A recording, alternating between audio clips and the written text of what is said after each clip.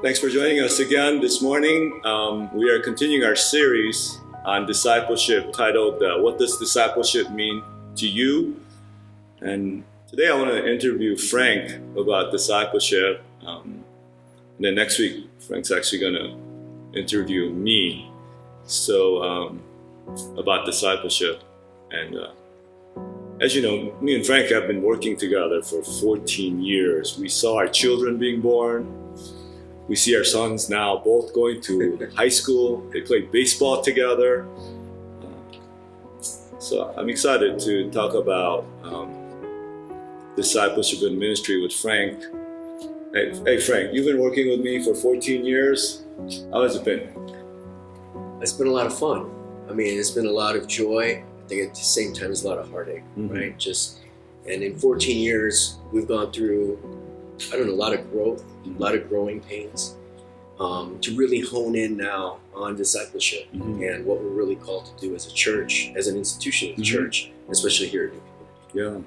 Yeah. So let's talk about it. What does discipleship mean to you? I mean, discipleship, we talk about it all the time. We talk about it's about commitment. We talk about it's about humility. It's about restoration, which we'll talk a little bit about. And it's also about replication and church planting and making disciples. And that's the call of our lives. And so to be in this place after 14 years, and to be at a place now where we feel like we're narrowing it down, we know where we're headed. It's very fulfilling. And I don't want to be too content. I don't want to be too satisfied because I know that there's so much more work to do. Well, it sounds like you're very happy with where we are as a church in discipleship. Yeah, absolutely. Even for myself, sitting in on all the classes that we've offered, to now be in a place after 14 years to be able to teach those things, to teach about commitment, to teach membership, and to walk people through, how do you walk with the Lord? And even now, to have gone through now 3 discipleship groups and to lead, different groups of brothers through this process of understanding who we are. It's been a great joy. And I myself continue to learn. I myself learn more about myself, my weaknesses, my flaws, but also continuing to see where God has given me strengths and where God has given me gifts. So I'm curious, what is restoration? We talk about this 3rd level of discipleship. When I say, hey, Frank, restoration and discipleship, what does it mean to you personally? I think for the longest time, as one who has grown up in the church, I think, I find myself allowing the gospel message to be very, watered down. It doesn't impact me, or it doesn't speak to me as it should, as it once did, like when I first accepted Christ as a high school student. But more and more as we work through discipleship, as we talk about restoration, I'm understanding more and more how much of a sinner I am. I'm understanding more and more of how I need repentance and I need forgiveness as part of my arsenal of what it takes for me to be restored, what it means to restore relationships, and even to have a genuine kind of growing intimate relationship with the Lord. Yeah, so I'm catching the 2 words, repentance and forgiveness. What do those words mean to you when I say repentance and forgiveness? What does it mean to you? I would say years ago, like when I first accepted Christ, I almost saw repentance as this duty or this responsibility, or even the idea of forgiveness. It's a responsibility, a duty that I have to make sure that I am right with God, but not necessarily taking the inside look into myself and saying, hey, where is it that I need to continue to correct my attitudes? And as I correct my attitudes, where is it that I can, in my repentance, knowing how much Jesus has loved me and forgiven me and given grace to me, that I can forgive others and extend grace to them? Yeah, that's actually excellent. We talk about fatherhood all the time and raising boys that are 14 years old, virtually the same age, not the same size, but but how has restoration helped you in being a father? I wish I could say I've arrived. I wish I could say after 14 years of working alongside you and seeing our boys grow up that I've done everything in my power and I've done it perfectly. I wish I could say that.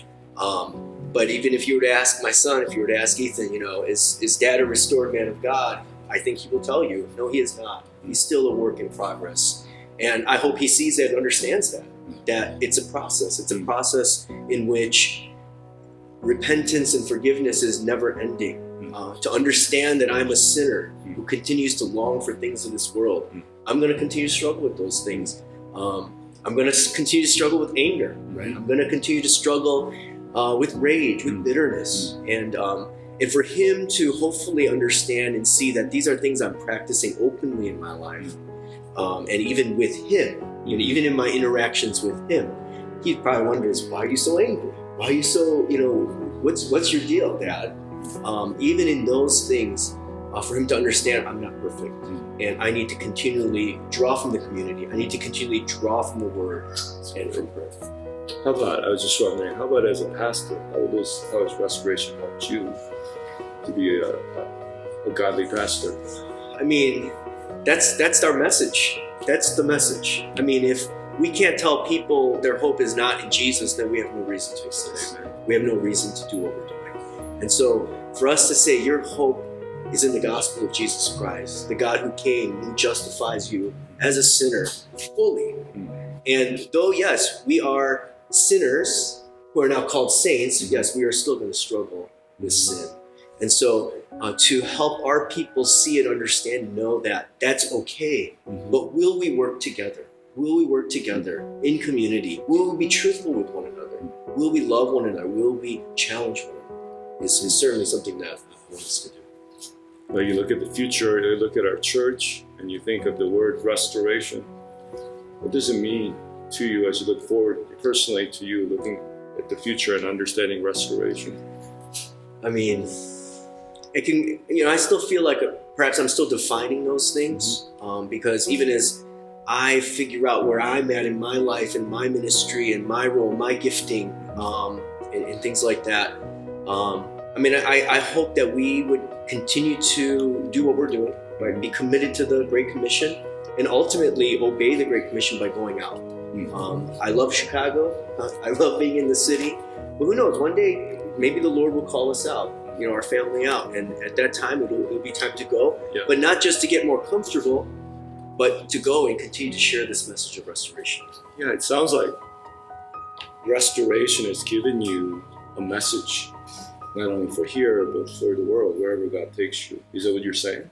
No, absolutely. I mean, I think it's not a message that we have any right, I think, to contain.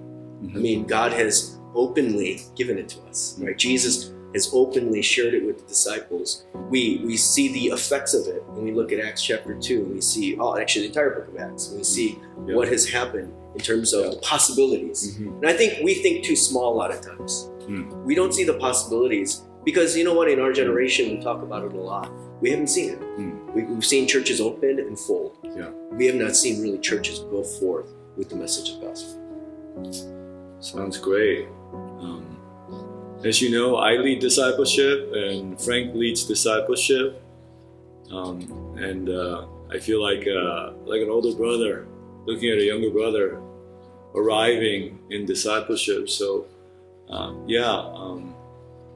we really believe in discipleship, and one of the highest levels of discipleship that we teach is restoration, and I hope you can join us and learn about discipleship and become mature.